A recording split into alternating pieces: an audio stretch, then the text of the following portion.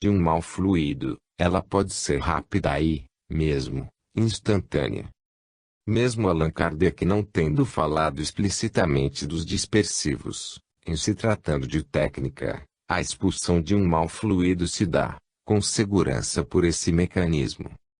Apesar de já termos feito diversos registros sobre o uso dos dispersivos no mundo espiritual, mormente no início dos trabalhos de passe, evidenciá-los-emos em mais duas citações do espírito Manuel Filomeno de Miranda. A mensageira aplicou-lhe passes de dispersão fluídica, desintoxicando-o, numa tentativa de arrancá-lo do estado de hibernação profunda, no qual se recolhera buscando esconder-se da própria consciência. E esta outra, a princípio, com movimentos rítmicos em direção longitudinal, desembaraçou o enfermo das energias absorvidas e dos miasmas venenosos que lhe empestavam o organismo, como a desintoxicar as células, facilitando-lhes a renovação. Foram mais cuidadosamente atendidos os centros coronário, cardíaco e gástrico, que exteriorizavam coloração escura e fluido pastoso, letal. Em seguida, passou a transferir-lhe as forças restauradoras, mediante a imposição das mãos nas referidas áreas que, lentamente foram absorvendo a energia salutar e mudando de cor, e irradiando para todo o corpo as vibrações de reequilíbrio. Logo após, foi magnetizada a água, que lhe foi oferecida em pequena dose e se encerrou no labor da caridade fraternal. Desculpem-nos a descrição maior que o assunto pedia, mas quisemos deixar um registro mais amplo para focalizarmos todo um processo fluidoterápico. Nesses exemplos, vimos a técnica dispersiva aplicada no início do atendimento, mesmo que apontando em mais de um tipo de aplicação. Advertimos que uma ilação um tanto quanto equivocada tem se verificado tocante ao dispersar. Muitas vezes se imagina que dispersar seja jogar as mãos para o lado, como se o lado fosse um repositório de lixos fluídicos. É bem verdade que, se psiquicamente imaginarmos que, jogando as mãos de lado, com isso estaremos tirando os fluidos ali aderidos, induziremos esta impulsão a esse fluido, fazendo com que isso possa vir a ocorrer. Entretanto, não se pode generalizar a partir de tal fato, pois os fluidos, quando dispersados, não são necessariamente arrancados do paciente e jogados fora, mas tanto podem ser desintegrados como reordenados, extraídos como renovados, e como na natureza nada se cria, nada se perde, tudo se transforma, segundo a lei de Lavoisier. É de se imaginar que os fluidos não serão simplesmente jogados fora mas reaproveitados, assim como são nossos próprios dejetos orgânicos, ainda que não saibamos como isso se dê na essência. O jogar as mãos de lado, como quem se livra de sujeiras, decorre da desinformação, unida aos reflexos condicionados, gerando idiosincrasias lamentáveis. Vejamos um exemplo. O médium Ambroise Hall, depois de entrar em relação com sua paciente, colocou as mãos sobre os joelhos inchados. Ao afastá-las, ouvi Tom dizer: "Veja, suas mãos ficaram pretas." Olhei para baixo vendo que era verdade. Ambas pareciam terem absorvido qualquer coisa, um pouco da tonalidade escura dos joelhos inflamados. Haviam adquirido um aspecto de cor tenebrosa. Sem saber o que me levou a fazer aquilo, levantei-me e sacudi as mãos, exatamente como quando nos livramos de uma substância estranha. Assim fazendo livrei-me instantaneamente daquele negrume ou o que quer que fosse em minhas mãos. No mesmo instante ouvi Ana exclamar: "Vejam, meus joelhos." O edema desapareceu quase por completo. A dor sumiu. Exemplo muito interessante. Principalmente sabendo que o médium não é espírita nem magnetizador profissional. Examinemo-lo, notamos que o passe foi uma imposição sobre uma parte doente e não, o que seria mais recomendável, uma fricção ou um circular quando, ao tempo em que se projeta o fluido, bloqueia-se a possibilidade de retorno e assimilação dos dispersáveis para o médium.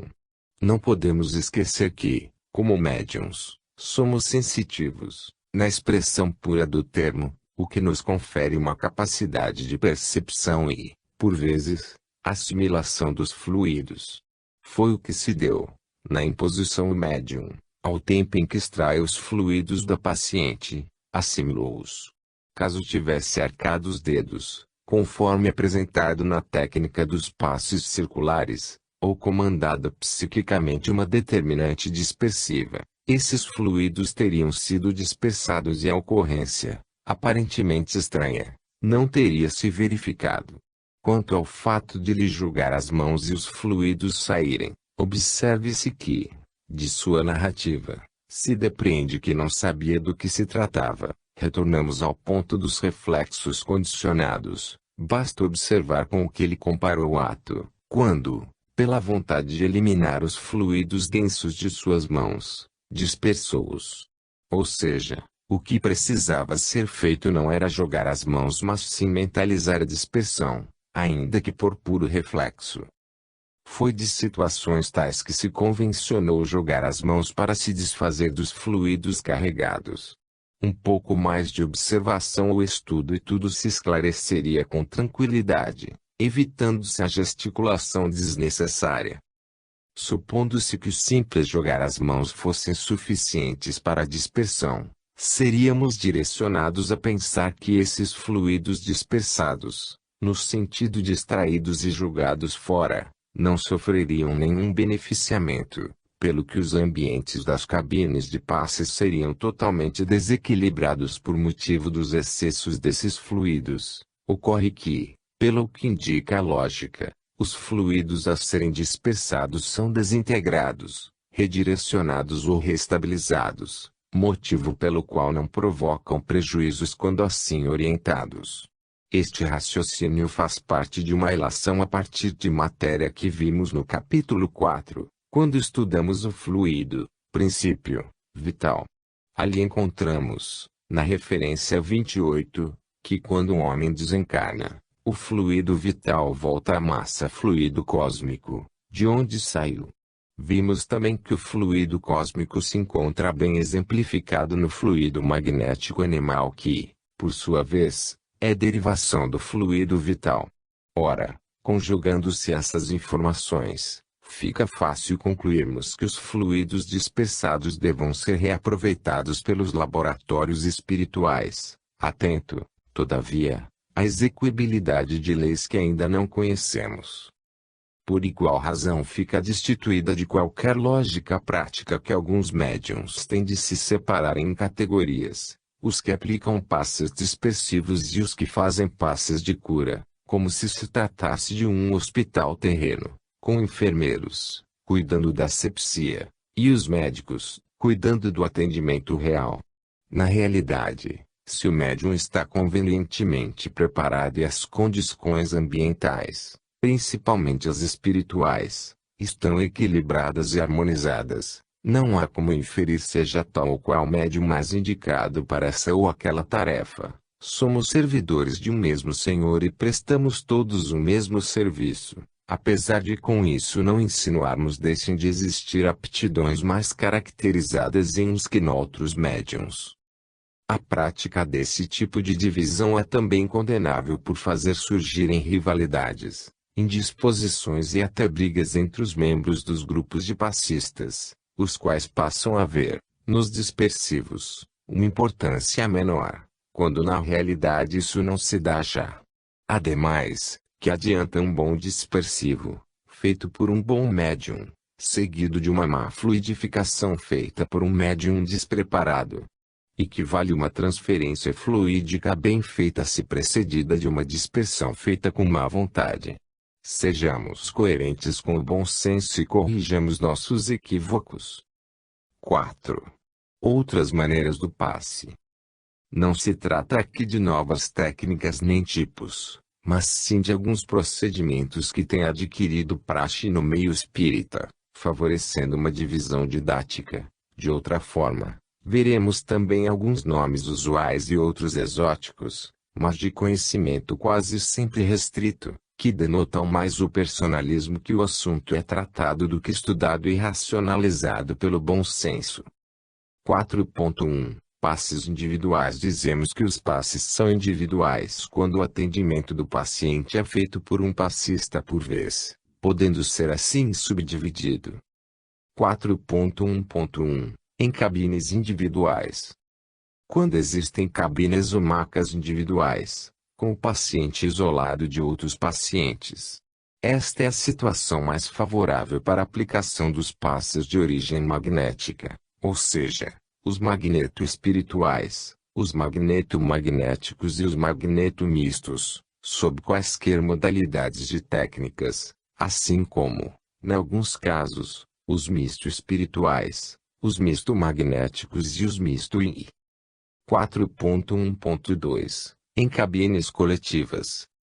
Quando, mesmo existindo apenas um passista, forem dispostos mais de M paciente numa sala ou cabine ampla, e este sair aplicando passes individualmente um a um por paciente, o mesmo se dando quando se dispuser de mais um médium, quando, então, serão distribuídos os pacientes para cada passista.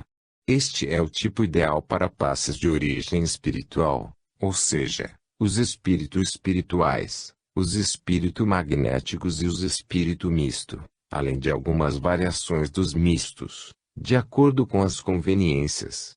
Ideal também para o atendimento de grande número de irmãos que buscam o passe após as reuniões doutrinárias com o fim de estabelecerem as harmonias da doutrinação em seus campos psíquicos. 4.2 Passes coletivos. Como o próprio nome sugere, são aqueles aplicados em mais de uma pessoa, ou espírito, de uma só vez.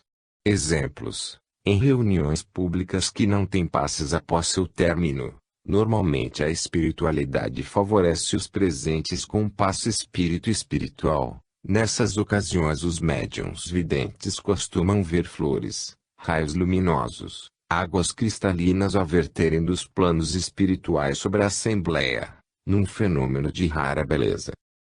Muitas vezes quando se aplica passes em crianças sentadas ao colo da mãe, posto que as duas estão, ao mesmo tempo, recebendo as benesses do passe.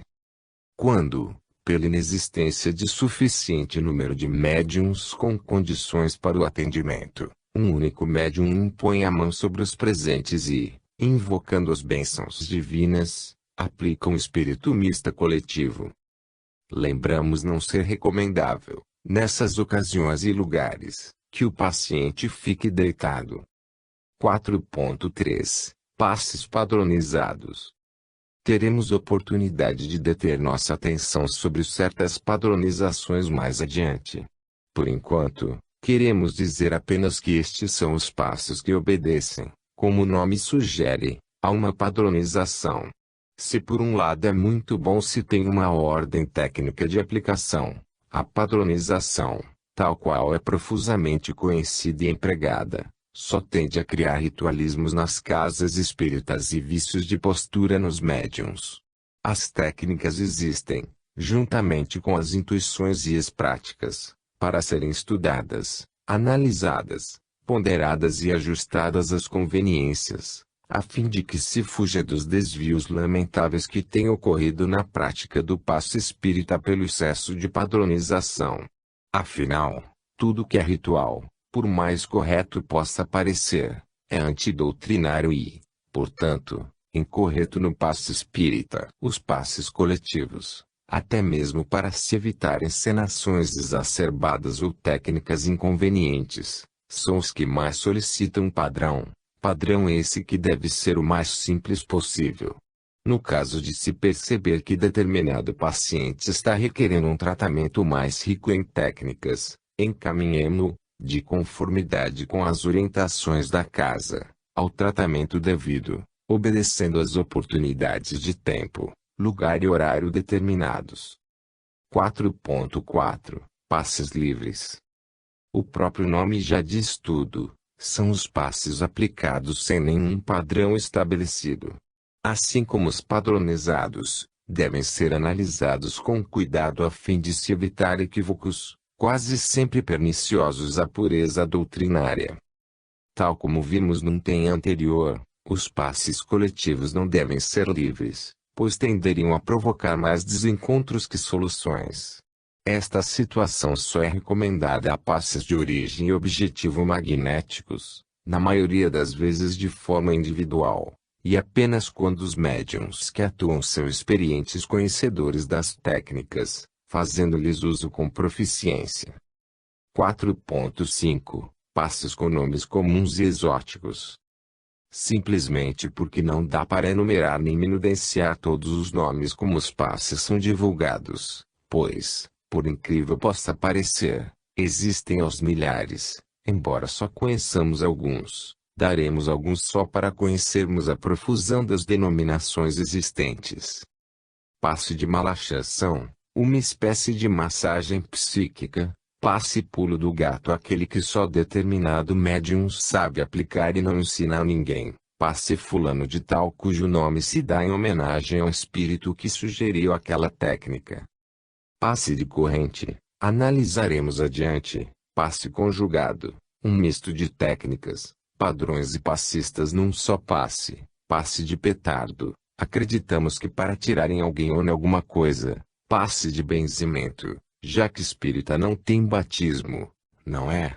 Passe de arrastamento, alusão ao dispersivo, acreditamos. Passe de descarrego, idem, idem. Passe de limpeza, idem, idem. Passe mediúnico, aquele que o médium aplica incorporado. Passe anímico, aquele cujos fluidos são apenas do médium. Passe da bênção, como se o passe em si já não o fosse. Passe da cruz, sincretismo oriundo da prática do sinal da cruz dos católicos. Passe do fogo, o paciente em meio a um círculo e os médiuns com tochas de fogo ao seu redor. Passe do arroto, por ser este gesto o experimento, no dizer de seus praticantes, das energias materiais interiores, se toma muito forte. Só se for em falta de educação. Passe astral. Passe espiritual coletivo distribuído em grandes assembleias. Passe do cálice dourado, ensinado pela parapsicóloga russa Bárbara Ivanova. Etc, etc, etc. Queremos aproveitar a oportunidade para pedir aos leitores que, conhecendo outros nomes e funções, nos escrevam, informando-nos, para fazermos uma catalogação dos mesmos. Se possível, além do nome, gostaríamos de outras informações como se aplica, em que região surgiu, para que se destina, qual o tempo de aplicação, que recomendações requer, de que maneira surgiu e quem seria, seu ver, seu inventor. As informações podem ser remetidas para a Caixa Postal 813, CEP 59.035, em Natal, RN. 5. O passe na casa espírita. Não poderíamos nos furtar de apresentar uma sugestão quanto à aplicação do passe na casa espírita, tendo-se em consideração que vimos várias técnicas as quais poderiam, sem uma explicação adicional, sugerir devêssemos usá-las todas a qualquer tempo e de qualquer maneira. Atentos para que tal raciocínio não seja inferido de nossas exposições, analisemos como e quando fizermos uso das técnicas. Antes, uma questão bem simples: o passe precisa ser transmitido em pé ou sentado? Com a palavra Chico Xavier. Constituindo-se o passe no grupo espírita evangélico, em recursos administrados pelos benfeitores da vida maior, através dos instrumentos humanos, a posição dos medianeiros, qualquer que seja, é sempre digna, desde que seja digna a atitude íntima desses mesmos medianeiros. Ainda assim, a postura de pé será sempre a mais recomendável pelo respeito geral que inspira. Iniciando nossa análise, a título de simplificar a terminologia, todas as denominações empregadas nos títulos dos subitens seguintes se referem à qualidade do passe segundo a origem do fluido. 5.1 O passe espiritual. Considerando apenas o passe dado diretamente pelos espíritos, por motivos óbvios nos dispensaremos de qualquer comentário. Se, entretanto, nos referimos ao passe doado por um médium com os fluidos vindos primordialmente daqueles, Sugerimos 3 opções de técnicas. A primeira delas é a mais elementar, a imposição de mãos. A segunda seria um misto de imposição de mãos seguido de um dispersivo, culminando, ou não, com uma nova imposição de mãos. A terceira seria uma conjugação mais complexa onde se iniciaria pela imposição, seguida de uma dispersão, depois aplicar-se-ia um longitudinal, calmante ou ativante conforme a intuição, seguido de novo dispersivo, podendo encerrar esse dispersivo com uma nova imposição. A supressão que estamos fazendo da necessidade de oração, recolhimento e equilíbrio, aliados à fé e à vontade do passista, se deve ao fato de que isto são pré-requisitos indispensáveis, os quais já devem fazer parte da cultura geral do passista. 5.2. Zero passe misto. As 3 opções anteriores são perfeitamente aplicáveis aos casos atendidos este passe, mas podemos abrir margem a outras situações. Caso opte-se por um misto ou um misto magnético individual em cabine individual, algumas das outras técnicas apresentadas poderão ser aplicadas comutativamente, atendendo ao que orientar o tato magnético ou a intuição. Contudo, em sendo passe coletivo, deve-se procurar evitar a profusão de técnicas, notadamente aquelas que requerem uma gesticulação mais vibrante. 5.3. O passe magnético. Para aplicação deste passe, mesmo sendo um magneto espiritual, recomenda-se que sua aplicação se restrinja àquele de forma individual. Isto porque tal passe normalmente requererá uma variedade de aplicações de técnicas, bem como, via de regra, solicitará uma elasticidade de tempo um pouco maior que as modalidades anteriores para sua efetivação. Será nesta modalidade de passe que teremos oportunidade de experimentar com calma o tato magnético e a intuição, onde cada caso será sempre um caso, não comportando padrões para o atendimento. Entretanto, recomenda-se iniciar-se este passe por uma imposição sobre a cabeça, centro coronário, enquanto se estabelece o contato, a relação e, logo em seguida, se procede um dispersivo a fim de retirar ou reestabilizar as camadas mais densas dos fluidos ditos pesados, ao tempo em que começa por reordenar os demais fluidos. Após a dispersão, que se fará de uma ou várias vezes, a depender do feeling do passista, iniciar-se-á então o passe propriamente dito, aplicando-se a essa técnica S que forem mais conveniente S. Nestes casos o dispersivo deve ser utilizado igualmente ao final de cada sessão de passes, assim como, a depender do tratamento que se esteja levando a efeito, poderá ser intercalado algumas vezes entre os próprios passes. O quando e o como distinguir esses momentos intermediários só mesmo a prática, a intuição bem desenvolvida e um tato magnético bem aprimorado o dirão. Nesta modalidade são possíveis e permissíveis certas adaptações de técnicas, bem como o aprimoramento de certas potencialidades individuais de cada médium. Contudo, jamais se afronte os princípios, tanto do magnetismo quanto, especialmente, da doutrina espírita, nem se quer impor ou importar práticas e conjugações exóticas e sem respaldos doutrinários. Uma regra geral, todavia, se sobressai: nenhuma técnica ou adaptação deverá ser feita ou empregada quando tender ao misticismo, ao ritualismo e ao exibicionismo, ou quando ferir os critérios de prudência, conveniência, aptidões, respeito ao próximo e bom senso. 5.4. A distância e a velocidade. Em termos de prática e de técnicas, as condições de distância e velocidade com que são aplicados os passes repercutem sensivelmente para os efeitos do alcance dos fluidos. Por isso mesmo, normalmente uma dificuldade se impõe, como determinar essas coordenadas para o bom proceder técnico dos passes. Qual das duas tem prevalência? Frisando que aqui estamos considerando a questão dentro dos estreitos limites da técnica, desconsiderando, portanto, Os fatores psíquicos e mentais, os quais têm valor preponderante. Observa-se que a escola magnética ha concluído um padrão bem universal. Quanto mais perto dos limites da aura passarmos as mãos, mais energizantes, mais ativantes serão os passes. Quanto mais distantes, mais calmantes serão os efeitos. Quanto mais lentos, mais concentradores de fluidos. E quanto mais rápidos, mais dispersivos. Apesar dessa verificação, quando conjugamos esses vetores, um prevalece sobre o outro. Por exemplo, o passe aplicado muito perto e muito rápido perde bastante de sua capacidade ativante, fica bem menos, enquanto sua peculiaridade dispersiva pouco se altera, deixando mostras de que o fator velocidade, rapidez, supera o efeito da distância, no caso, proximidade. Para se escolher a técnica mais apropriada a cada caso, portanto, é importante saibamos estabelecer a distância e a velocidade ideal do passe, principalmente quando magnético quanto à origem do fluido.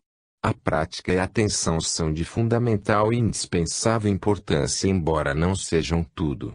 Quando estudarmos o tato magnético adiante, item 6.4, iremos observar uma técnica bem interessante sobre como calcular a altura e a qualidade de rugosidade ou pureza de uma aura. De posse desses dados, basta reconhecermos, por qualquer que seja o processo, qual o problema do paciente e como pretendemos tratá-lo, magneticamente falando. Em termos práticos, tanto a distância quanto a velocidade só funcionam com o prosseguimento das aplicações. Isto quer dizer que, se pretendemos ativar o campo fluídico de um paciente, iremos fazer passes bem lentos e próximos, de maneira repetida, tantas vezes quantas sejam necessárias. Um dos melhores meios de verificação é o tato magnético. Com isso, estaremos induzindo ao campo fluídico do paciente uma carga fluídica ativante, a qual promoverá a ativação, de maneira progressiva, em todo o paciente. Idêntico raciocínio se aplica para os casos de dispersão, calmante ou outros que se queira. O que ressalta, entretanto, é o fato de que dificilmente se conseguirá obter pleno sucesso, em quaisquer dos casos, com apenas uma movimentação. No que diz respeito à característica da velocidade, é preciso um pouco mais de apuro psicotátil da parte do passista. Isso porque além da distância e da rugosidade da aura, precisamos assimilar a vibração das camadas fluídicas do paciente para, por meio delas, definirmos nossa velocidade de ação. O reconhecido magnetizador Hector D'Urville nos fala a respeito. O magnetizador deve procurar equilibrar a atividade do movimento do doente com o seu, diminuindo-a ou aumentando-a, de acordo com os casos, de maneira a dar-lhe uma sincronização conveniente. Nisso reside o segredo dos bons magnetizadores. A prática metódica facilmente se adapta a essas situações, pondo o operador nos estados vibratórios especiais e convenientes, às vezes por instinto e intuição. Quanto ao resultado da conjugação dos dois fatores, distância e velocidade, empiricamente podemos dizer que, em termos médios, as repercussões de um sobre o outro se dão conforme os gráficos esquemáticos das figuras 5A, 5B e 5 graus Celsius, onde, no eixo vertical, temos uma escala referente ao tempo em segundos, considerado o percurso cabeça-pés, e, no horizontal, outra alusiva à distância, do passista ao paciente, em centímetros, além de aplicarmos uma escala de valores variando de 0 a 10 para as coordenadas que estivermos analisando, sendo mais evidente o efeito quanto maior for o valor encontrado.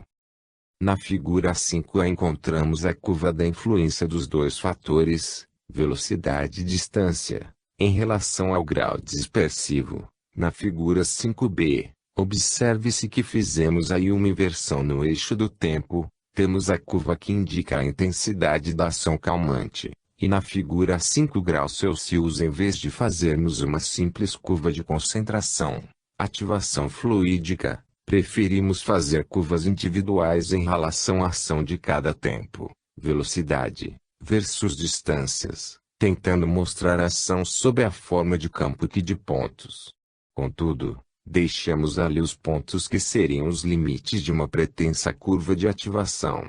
Ainda nas figuras 5A e 5B queremos alertar o leitor para o fato de os valores tirados a partir das curvas também não serem rigidamente precisos, pois, além do empirismo dos dados, existem medições fora daqueles padrões, pelo que deixamos áreas não quadriculadas, com isso querendo determinar a existência de zonas de valores iguais ou muito próximos a zero.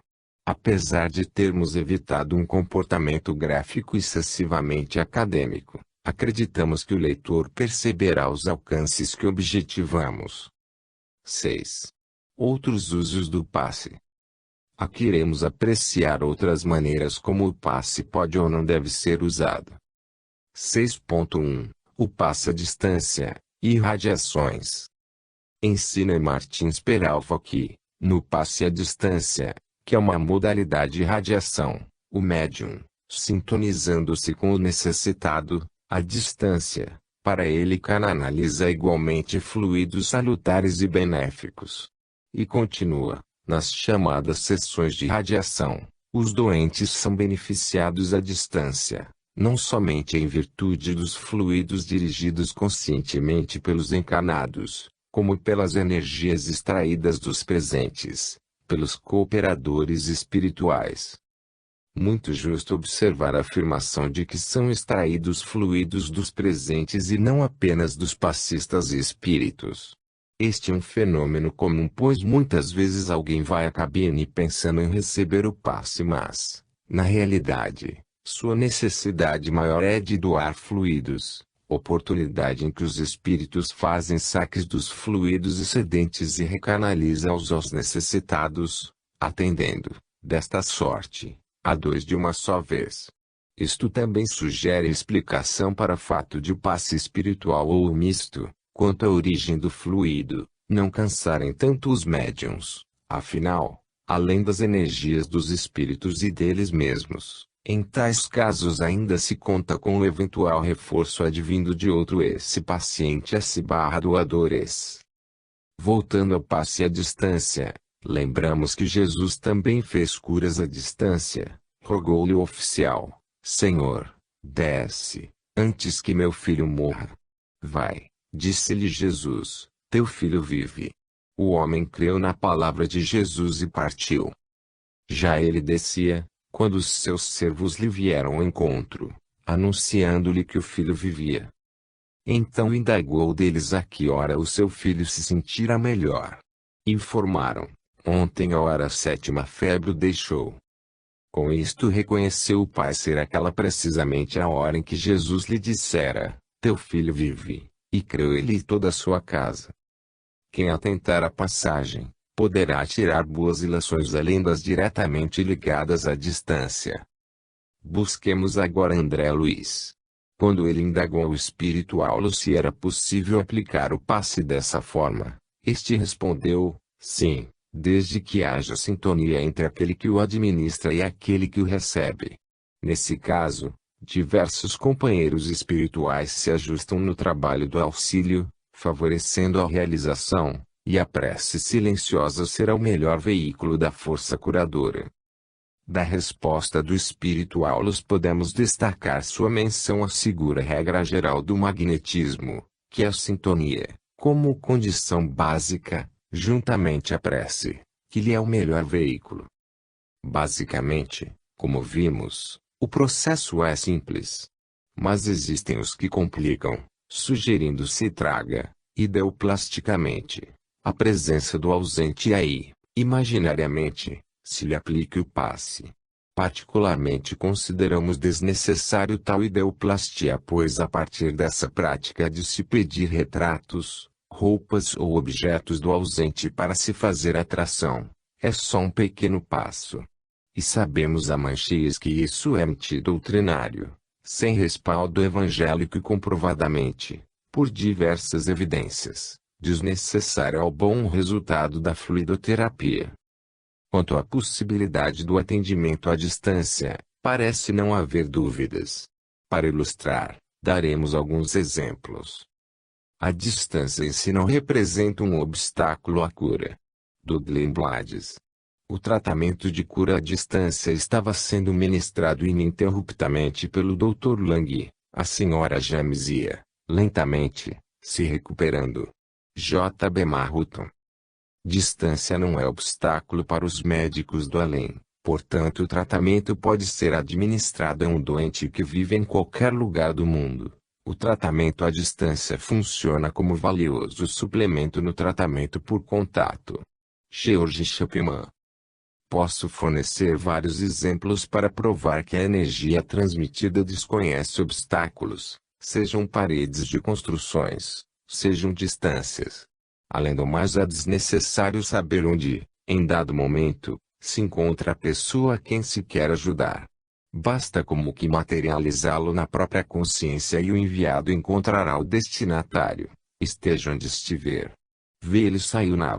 Este russo inclusive, diz que faz cura à distância, por telefone, mas isso não é coisa de espantar pois, no caso, o telefone funciona apenas como um meio de se estabelecer o contato e não como veículo de cura. No tratamento à distância não é preciso mentalizar qualquer gesto do passe. É suficiente pensar no doente, deixando, entretanto, seja feita a vontade divina. Winifredo de Toledo. O prana colorido pelo pensamento do emissor pode ser projetado a pessoas ausentes, e dessa forma se podem obter curas. Yogi Ramacharaka. A cura prânica à distância é semelhante à cura prânica realizada perto do paciente, tal como diz a máxima esotérica de que a energia segue o pensamento. Shua Koksui. Antes de encerrar este assunto, Gabriel Bellamy, estudando a magnetização através do sonambulismo, trouxe um exemplo de Dupotete quando, em experimentação, pôs em sonambulismo uma jovem à distância em mais de uma oportunidade, fiscalizada pelo Dr. Usson, diretor do hospital onde o fenômeno se verificou. Diz Delany, mas a contraprova tem sido favorável à hipótese da ação à distância, posto que trazido novamente a moça ao gabinete do Dr. Usson, colocada no mesmo lugar, com o mesmo propósito e realizados os mesmos gestos, o sonambulismo não se produziu, o que prova que sua imaginação não estava influenciada a primeira vez para cair em sonambulismo. Mais tarde apenas Dupotete começou a magnetizá-la, sem que ela soubesse, começou a dormir. Para concluir, vamos resumir as palavras do antropólogo belga Rutot e do biologista Micherer. A projeção radiante de um pensamento ou de uma ação psíquica determinada através do meio, a atmosfera energética humana, é animada de uma velocidade de translação da ordem da luz, isto é, quase instantânea. Ponto. Não é uma simples hipótese, não é simplesmente comprovada pelo conhecimento dos fatos, certamente prováveis, de telepatia e das manifestações de ordem espírita. Porque três psiquistas eminentes, o Dr. Orievich, M. Dubourg de Bozas, engenheiro francês, e M. Grunwald, engenheiro alemão, têm realizado, cada um deles, uma série de experiências, donde resulta que as vibrações de energia psíquica têm comprimentos de ondas e velocidades e frequências que se colocam na série ultravioleta, depois dos raios X e dos raios gama de rádio. Os raios de ordem psíquica são, pois, dotados de uma penetração extraordinária, atravessando, sem dificuldade, uma forte espessura de folhas de chumbo para descarregar o eletroscópio.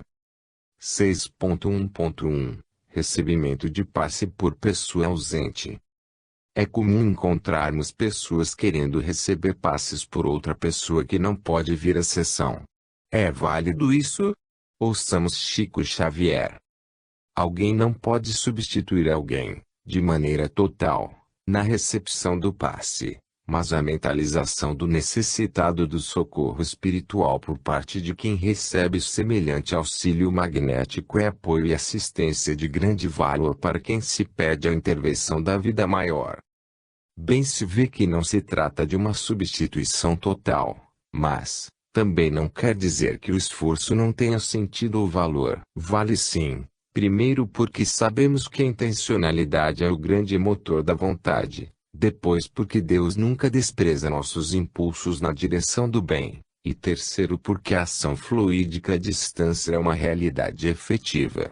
Contudo, essa prática feita de forma habitual com o fito de substituir comodismos ou irreverências de terceiros não será positivamente um motivo ideal para tal desiderato, pelo que não se justificaria.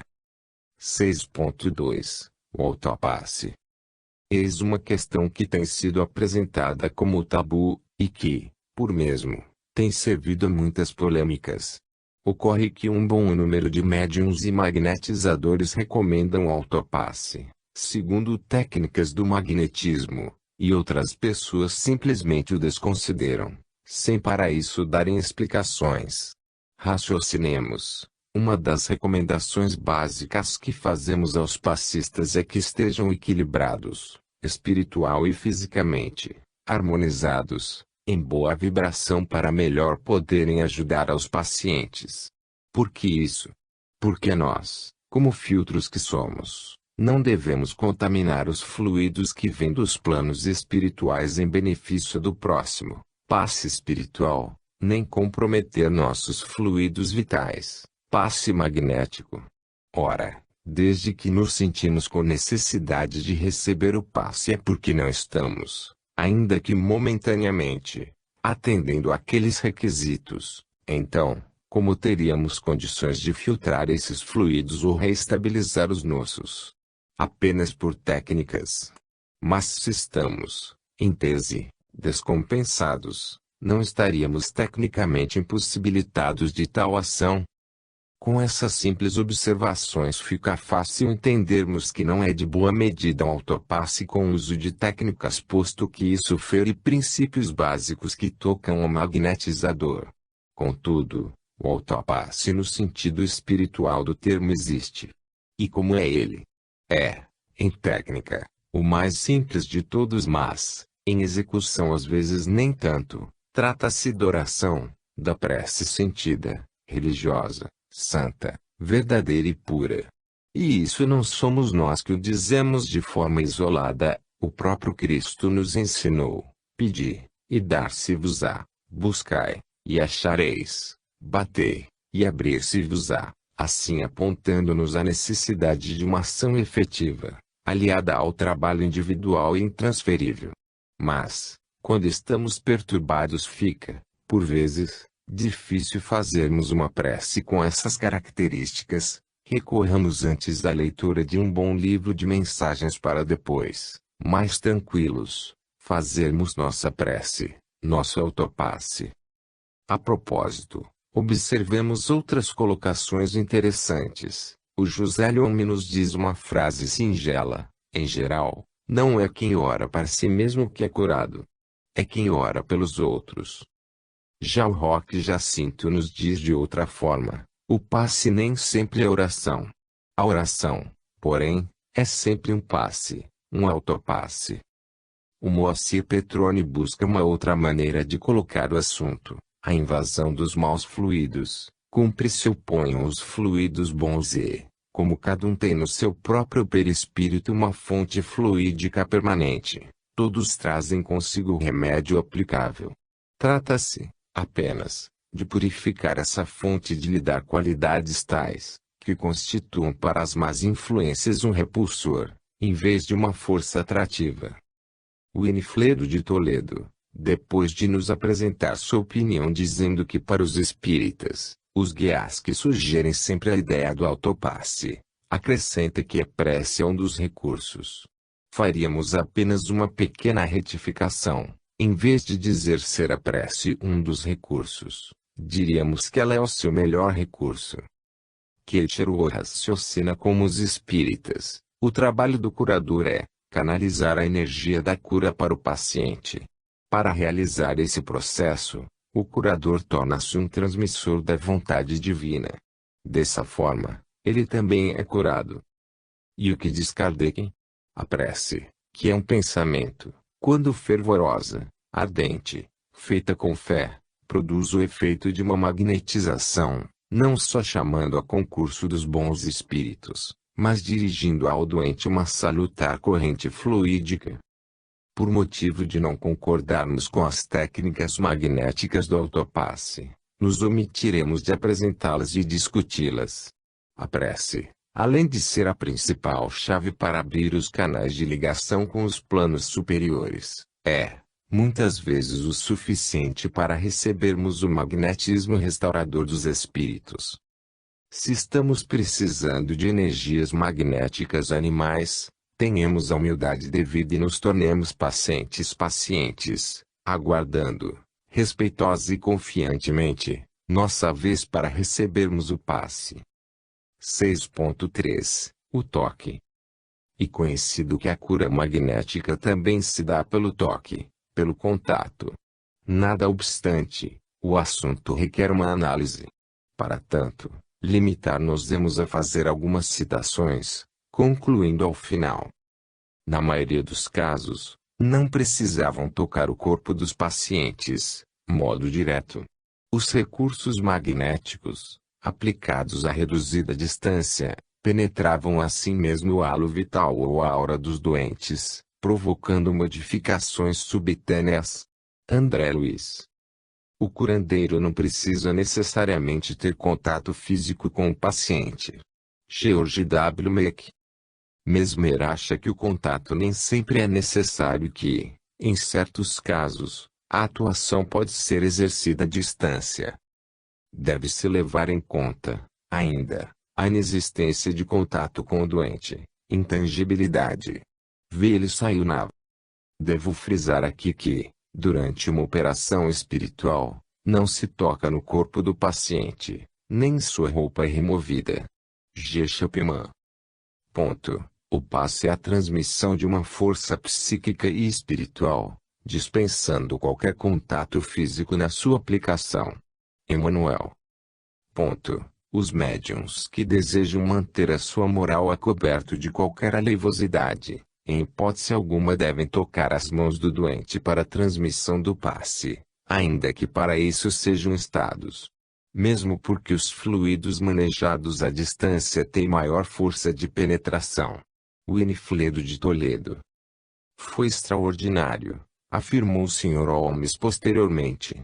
O Dr. Lang não tocou realmente no meu corpo, suas mãos ficaram todo o tempo suspensas acima dele. Quando senti a pontada de dor durante a operação, notei que as suas mãos estavam a uma distância de 3 a 5 centímetros afastadas de mim. John Holmes. O toque, ou seja, os passes com contato, é um procedimento secundário. Seus efeitos são análogos aos dos passes sem contato. É melhor evitar o toque para não dar aos adversários do magnetismo a ocasião de comentários tendenciosos. Paul Clement Jagot. O médium curador deve, sobretudo, evitar qualquer contato que possa ofender o pudor do paciente e recorrer, se preciso, à presença de um assistente. José Lhomme. Ponto. Na prática, muitos curadores poderão não tocar em absoluto a outra pessoa, e simplesmente manter suas mãos a algumas polegadas do corpo dela. Dudley Blades. Finalizando, nas reuniões de passes proíbe-se o toque dos médiuns nos pacientes, a não ser para ajudá-los em casos extremos, para evitar mal-entendidos e suspeitas maliciosas que atentam contra o médium, a instituição e a doutrina. Não é necessário de maneira alguma o toque do médium, nem mesmo a pretexto de transfusão fluídica, como se faz em algumas modalidades do sincretismo religioso afro-brasileiro. As mãos do médium funcionam nos passes como antenas captadoras e emissoras de vibrações dos espíritos, o que pode ser feito até a grandes distâncias. A moral mediúnica não é nem pode ser preconceituosa, mas não dispensa medidas de segurança e defesa em meio à malícia do mundo. J. Herculano Pires. Dessa forma, podemos observar que temos opiniões as mais variadas, com todas concordando num ponto: o toque deve ser evitado. Não que ele seja criminoso, pecaminoso ou que não funcione como técnica de cura, mas seus inconvenientes, pelos motivos apresentados por Herculano Pires, descartam sua necessidade. 6.4 O tato magnético, diagnose. Até pouco tempo não eram muito difundidos, no meio espírita, os termos diagnose e tato magnético, notadamente com a conceituação que iremos abordar. Como a própria intuição do leitor deve estar sugerindo, trata-se do registro psicotátil, por parte do médium, quando pesquisando, sentindo, registrando, por diferença de vibração, as emanações fluídicas do corpo perispiritual do paciente. Em linha geral, consiste no tato sem contato do médium sobre o corpo do paciente, normalmente com as mãos, a uma distância relativamente curta, sobre o que se convencionou chamar limites externos da aura, o que em média dá um afastamento de uns 5 a 15 centímetros. Como se faz? Simples. Tal como no passo longitudinal, passa-se as mãos por sobre o paciente, lentamente, numa média de 15 a 25 segundos da cabeça aos pés, e em vez de, mentalmente, liberar fluidos para o corpo daquele, aguça-se a sensibilidade magnética para perceber, pelas variações fluídicas, as emanações que o corpo físico e o perispiritual emitem. Assim, os médiuns registram os pontos, as zonas ou os campos que estão em desequilíbrio. Os passistas experientes nesta técnica, com uma ou duas passagens sobre o corpo do paciente, já detectam muitas e valiosas informações, mas as pessoas que ainda não têm domínio da experiência nem uma sensibilidade psicotátil apurada sentirão necessidade de experimentar mais vezes. O tempo e a prática continuada melhoram enormemente tal sensação e registro. Uma variação bem interessante deste método é que alguns médiuns, em vez de sentirem os fluidos que vêm dos pacientes, fazem do corpo do paciente um refletor fluídico, onde ele projeta fluidos com o intuito de fazer o tato magnético, e estes se refletem e retornam às suas mãos, dependendo de como eles voltam. Em textura, intensidade e temperatura, ficam localizados os pontos refletores e suas prováveis deficiências. Alguns magnetizadores fazem o tato magnético passando as mãos, os dedos ou o olhar, num misto de evidência, sobre o corpo do paciente, apalpando ou tocando mão na mão, dedo no dedo, polegar no polegar, ou ainda pousando a mão sobre a testa ou alto da cabeça do paciente. É de se notar os grandes inconvenientes e sujeições decorrentes dessas variedades, pelo que não as recomendamos. Ademais, a técnica mais tradicional já tem dado provas mais que suficientes de sua eficácia e ausência de inconvenientes. Uma ressalva importante: a prática do tato magnético deve ser restrita aos passes magnéticos ou mistos, quanto à origem do fluido, e quando feitos em cabines isoladas ou para tal fim destinadas, já que os passes coletivos dificultariam tal prática. E como poderíamos aprimorar tal técnica? Também é simples.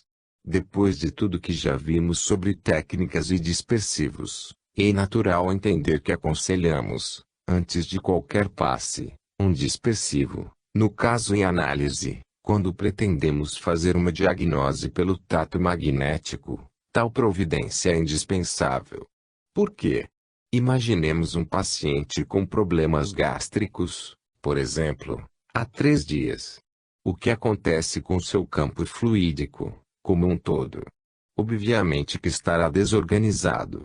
Se tentarmos fazer uma diagnose nesse momento, sem o precedido dispersivo, teremos o registro de uma desorganização generalizada e, mesmo detectemos que o problema está mais sério na região do abdômen, não precisaremos tal informação tanto quanto se antes fizermos um dispersivo, pois, com este, extrairemos e, ou ordenaremos os fluidos desordenados que envolvem o resto do corpo e, com maior facilidade, localizaremos o foco desequilíbrio, por possuirmos, assim, maior e melhor condição de acesso e precisão para nosso diagnóstico.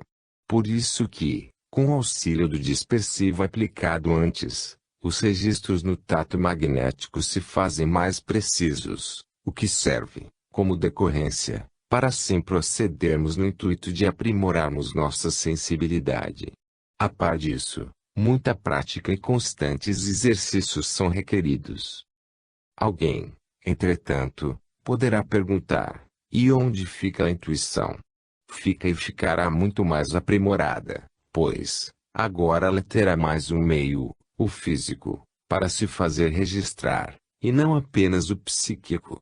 Isso é bom ser notado porque o tato magnético não elimina nem atrapalha em nada a ação dos espíritos nos trabalhos do passe da casa espírita, mas dá-lhes melhores ferramentas para executarem suas tarefas junto a nós, os encarnados. Afinal, tanto melhores são nossos auxiliares quanto mais conhecem o serviço e o praticam. É o que nos ensina a vida prática. Se isso é correto, o mesmo vale para os espíritos em relação a nós. Vejamos agora alguns exemplos de diagnose. Primeiro iremos trazer o do médium George Chapman que incorporava o Dr. Lang.